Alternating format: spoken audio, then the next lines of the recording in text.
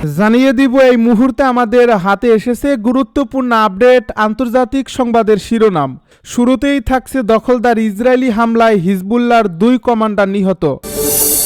এবারে জানিয়ে দিব এক মাসে 282 বার যুদ্ধবিরতি লঙ্ঘন করছে ইসরায়েল। এদিকে আমার মায়ের কিছু হবে না, ভারত তাকে নিরাপদে রেখেছে, জানালো সজীব ওয়াজেদ জয়। আরও জানাবো পূর্ব প্রশান্ত মহাসাগরে নৌকায় যুক্তরাষ্ট্রের হামলা, নিহত 3। সব শেষে জানিয়ে দিব লেবাননে দখলদার ইসরায়েলের ড্রোন হামলা। এতক্ষণ শুনছিলেন হাতে থাকা আপডেট সংবাদের শিরোনাম, এবারে বিস্তারিত। তবে তার আগে অনুরোধ রইল ভিডিওটিতে একটি লাইক এবং কমেন্ট করে জানিয়ে দিন ভিডিও সম্পর্কে আপনার মূল্যবান মতামত। আরও জানিয়ে দিন ভিডিওটি কোথা থেকে দেখছেন বা কোন জেলা থেকে দেখছেন। ইসরায়েলি হামলায় হিজবুল্লাহর 2 কমান্ডার নিহত। দক্ষিণ লেবাননে দখলদার ইসরায়েলি বাহিনীর হামলায় দেশটির সশস্ত্র গোষ্ঠী হিজবুল্লাহর 2 জন সামরিক কমান্ডার নিহত হয়েছেন। টিভি চ্যানেল আল হাদায়েথের বরাতে সোমবার এক প্রতিবেদনে তথ্য জানিয়েছে রুশ সংবাদ সংস্থা তাস। আল হাদাত আরও জানিয়েছে টায়ার জেলার আল মানসুরি পৌরসভায় তাদের গাড়িকে লক্ষ্য করে এই হামলা চালানো হয়েছে। এর আগে গত 3 নভেম্বর দক্ষিণ লেবাননের নাবাতিহ এলাকায় দখলদার ইসরায়েলি বাহিনীর ড্রোন হামলায় হিজবুল্লাহর অভিজাত রাদওয়ান বাহিনীর একজন সিনিয়র সদস্য মুহম্মদ আলী হাদিদ নিহত হয়েছেন। এরপর 10 নভেম্বর সাইদা শহরের কাছে হিজবুল্লাহর আরেক সিনিয়র সদস্য শামির আলী ফাকিসহ নিহত হন। লেবাননের স্বাস্থ্য মন্ত্রণালয়ের মতে যুদ্ধবিরতির চুক্তি থাকা সত্ত্বেও চলতি বছরে এ পর্যন্ত লেবাননে 5,000-এরও বেশি হামলা চালিয়েছে দখলদার ইসরায়েল। এতে কমপক্ষে 309 জন নিহত এবং 598 জন আহত হয়েছেন।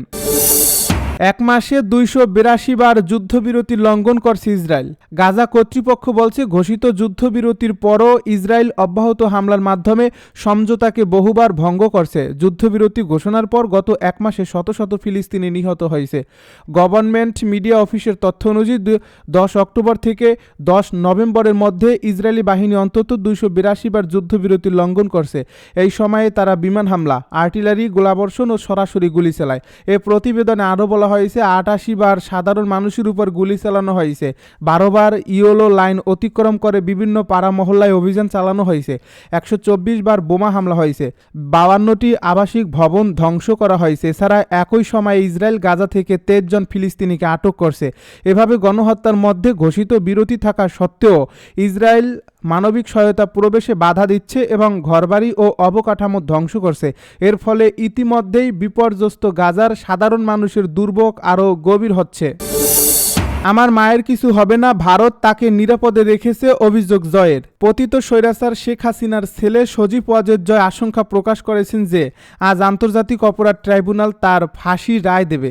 তবে তিনি স্বস্তি প্রকাশ করছেন এই বলে যে হাসিনা এখন ভারতে নিরাপদে আছেন, দেশটি তাকে নিরাপদে রেখেছেন। আজ সোমবার আন্তর্জাতিক অপরাধ ট্রাইব্যুনাল তার মানবতা বিরোধী অপরাধসহ 5টি মামলার রায় দেবে। 2024 সালের ছাত্র আন্দোলনের দমনপীড়নে তিনি মুখ্য ভূমিকা রেখেছেন। জাতিসংঘের এক প্রতিবেদনে বলা হয় গত বছরের 15 জুলাই থেকে 5 আগস্ট পর্যন্ত প্রায় 1400 মানুষ নিহত হয়, হাজারেরও বেশি মানুষ আহত হয়। পুলিশের গুলিতে বেশিরভাগ মানুষ মারা যায়। এটি ছিল স্বাধীনতার পর সবচেয়ে ভয়াবহ রাজনৈতিক সহিংসতা। 2024 সালের আগস্টে ছাত্র জনতার অভ্যুত্থানের মুখে হাসিনা ভারতে পালিয়ে যান। তিনি এখন দিল্লিতে নির্বাসনে আছেন। সজীব ওয়াজেদ জয় বলেন ভারত তাকে সম্পূর্ণ নিরাপত্তা দিচ্ছে। আজ তার মানবতা বিরোধী অপরাধের মামলার রায়ের আগে শঙ্কা প্রকাশ করছেন জয়। তিনি জানিয়েছেন তার মা ও পতিত স্বৈরাচার শেখ হাসিনার ফাঁসি রায় আসতে চলছে আজ। সজীব ওয়াজেদ জয় বলেন আমরা আগেই জানি রায় কি হবে, তারা এটা টেলিভিশনে দেখাচ্ছে, তারা তাকে দোষী করবে আর হয়তো মৃত্যুদণ্ড দেবে। তবে এরপরই তিনি স্বস্তি প্রকাশ করে বলেন আমার মায়ের কিছু হবে না, আমার মা ভারতে নিরাপদ, ভারত তাকে পুরো নিরাপত্তা দিচ্ছে। পূর্ব প্রশান্ত মহাসাগরে নৌকায় যুক্তরাষ্ট্রের হামলা, নিহত 3। যুক্তরাষ্ট্রের সামরিক বাহিনী পূর্ব প্রশান্ত মহাসাগরে একটি সন্দেহভাজন মাদকবাহী নৌকায় আবারও হামলা চালিয়েছে। শনিবারের এই অভিযানে নৌকাটির 3 আরোহী নিহত হন বলে রবিবার এক বিবৃতিতে জানায় পেন্টাগন। মার্কিন সাউদার্ন কমান্ড এক সামাজিক যোগাযোগ মাধ্যম পোস্টে জানায় গোপন তথ্যের ভিত্তিতে নিশ্চিত করা হয়েছে নৌকাটি অবৈধ মাদক পাচারের সঙ্গে জড়িত ছিল এবং একটি পরিচিত মাদক পাচার রুট ধরে আন্তর্জাতিক জলসীমা সীমা অতিক্রম করছিল। যৌথ টাস্ক ফোর্স সাউদার্ন স্পিয়ার নৌকাটিতে বিমান হামলা চালায়। সেপ্টেম্বরের শুরুর পর থেকে মাদকবাহী নৌকায় এটি ছিল যুক্তরাষ্ট্রের অন্তত 21তম হামলা। এসব হামলায় এখন পর্যন্ত 80 জনেরও বেশি নিহত হয়েছে বলে পেন্টাগনের তথ্য। যুক্তরাষ্ট্রের কংগ্রেসের সদস্যরা, মানবাধিকার সংস্থাগুলো এবং মার্কিন মিত্ররা এসব হামলার আইনগত বৈধতা নিয়ে প্রশ্ন তুলছেন। তবে ট্রাম্প প্রশাসন দাবি করছেন এসব অভিযানের জন্য তাদের আইনি ক্ষমতা রয়েছে এবং যুক্তরাষ্ট্রের বিচার বিভাগ এ বিষয়ে আইনি মতামত প্রদান করছে, যা বলে যে এসব অভিযানে অংশ নেওয়া মার্কিন সামরিক সদস্যরা বিচার থেকে মুক্ত থাকবে। এদিকে রবিবার মার্কিন পররাষ্ট্রমন্ত্রী মার্কো রুবিও ঘোষণা করেন ভেনেজুয়েলার কথিত মাদক চক্র কার্টেল দে লস সোলসকে বিদেশি সন্ত্রাসী সংগঠন হিসেবে তালিকাভুক্ত করা হবে। এর ফলে যুক্তরাষ্ট্রের ভেতরে কেউ এই সংগঠনকে কোনো ধরনের সহায়তা দিলে তা অপরাধ হিসেবে গণ্য হবে।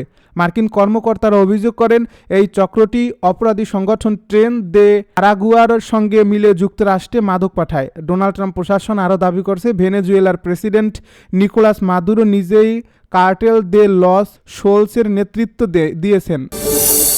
লেবাননের দখলদার ইসরায়েলের ব্যাপক ড্রোন হামলা। লেবাননের দক্ষিণাঞ্চলীয় আল মানসুর এলাকায় একটি গাড়িতে ইসরায়েলের ড্রোন হামলায় অন্তত একজন নিহত হয়েছেন।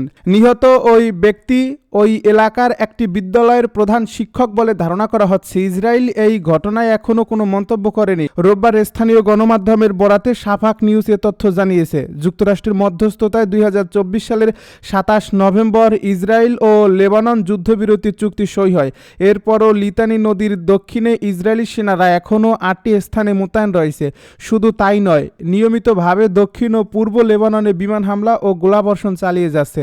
লেবাননের সরকারি হিসেবে যুদ্ধবিরতির পর থেকে এখন পর্যন্ত 350 জনেরও বেশি নিহত এবং 650 জনেরও বেশি আহত হয়েছেন। চলতি বছর 3 নভেম্বর পর্যন্ত লেবানন মোট 4527টি ইসরায়েলি লঙ্ঘন নথিভুক্ত করেছে।